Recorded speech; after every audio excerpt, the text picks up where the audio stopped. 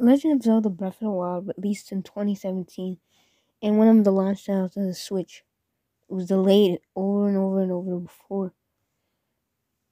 Originally announced in 2014 for the Wii U, it was delayed over and over until it released for like the right spot for the Switch, and also released for the Wii U. But then again, who actually bought the Wii U edition of the game online besides collectors?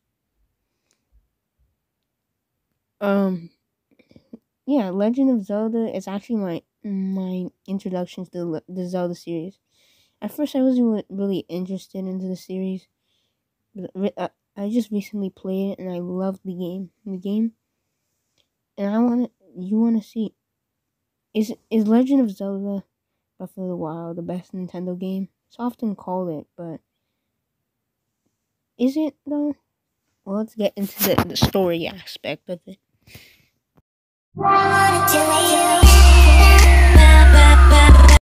Story for this game actually connects to the Hyrule Warriors Age of Calamity that's also released like in 2020. But just talking about this story, Link wakes up 100 years later after the events of Hyrule Warriors Age of Calamity, which is a game that released after. And he wakes up in this place in Hyrule.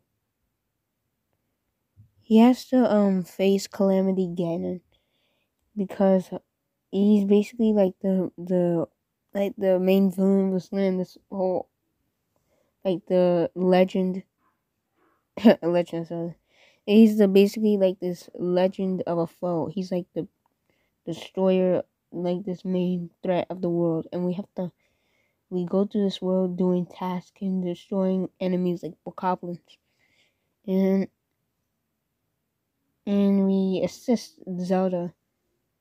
Zelda actually helped us during the story, and I really like this story. This story, I mean, it's not the best Zelda story. Twilight Princess or Majora's Mask or Ocarina of Time just definitely takes the cake for the best Zelda stories. But this is not even a bad story. It's just simple, but it's also it's simple, but it's good. It's not like Sonic Colors where it's overly simple, which makes it bad. Or it's not like complex as like Sonic 06.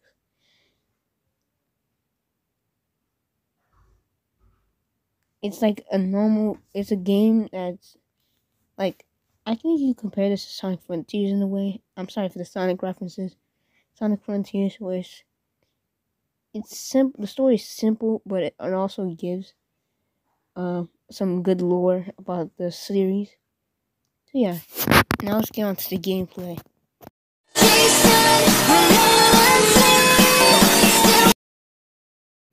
The gameplay is like, if I had to compare it to something, it would be like Minecraft in a way.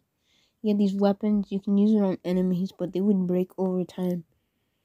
So if you use like a bokoblin club on a bokoblin way too many times, or if you throw it, it can actually destroy the weapon, and you have to go grab a new weapon.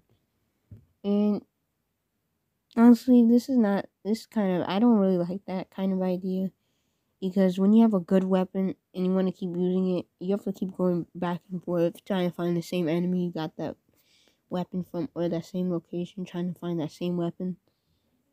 But it also keeps the players on their toes. And honestly, it would be too overpowered if you kept using the axe over and over and over. You can use these things, or you can use like an item that can stop time, or this mag, or you can grab an item with this red orb. I don't know what it's called, but I just played the game. I forgot what it's called. Like those things where you use the R stick and you change it. If anyone can tell me in the comments, please tell me. And I really like the enemies in this game, like the Guardians and the Goblins. It's two of the unique enemies of the game. And I also like the bosses. I just like everything about this game. This game's design is really good. Well, speaking of design, presentation.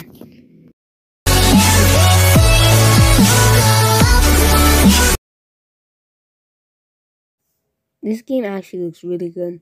The environments are actually really beautiful. I like the grass area and the little dungeons you enter. I really like inside of them, and I like the buildings in this game. And the graphics in this game just itself looks really good. And the enemy designs also look really good, like I said before, especially the Guardians of the Bokoblins again. And I like the items in it, and I like the what Link's outfits in this game. The blue outfit he wears in the game are just so iconic. Even before I played this game and I played Smash Bros, when I play as Link, I use like the Breath of the Wild outfit. And when I play Mario Kart and I play as Link, I would choose the Breath of the Wild outfit. And this game overall is just iconic in itself. Not many. I mean, I'm not gonna say not many people played it, but people who look at this game obviously know this iconic. It's iconic, and Skyrim even referenced the outfit. This outfit was in Hyrule Warriors: Age of Calamity. Like I said before, Legend of Zelda: Breath of the Wild also got DLC, and it's getting a sequel, Tears of the Kingdom, which I'm also excited to play, even though it's $70. I mean, if the game is good, I'll obviously pick it up. But in conclusion, is this game the best Nintendo game?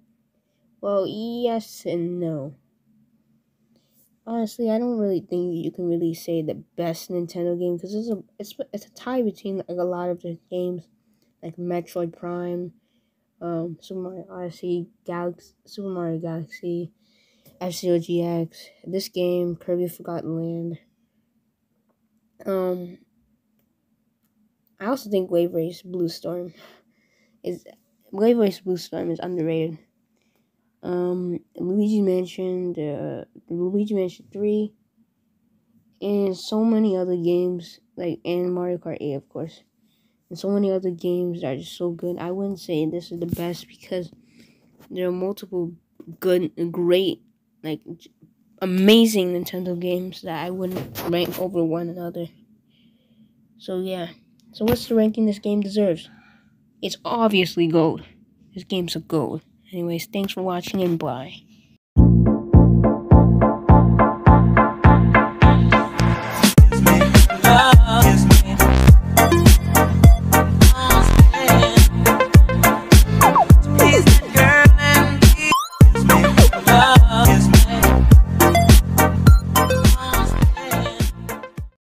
So yeah, that's technically not the outro for the video.